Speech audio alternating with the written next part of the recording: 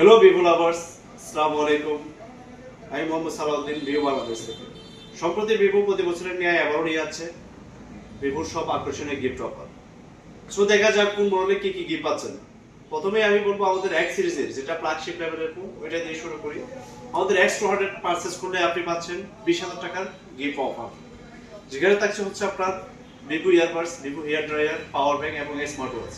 এছাড়া আমাদের Vivo B সিরিজের B50 যেটা আপকামিং মডেল, এই প্রোডাক্টগুলো আপনি পারচেজ করলে পাচ্ছেন 5,000 সমমূল্যের একটি গিফট বক্স।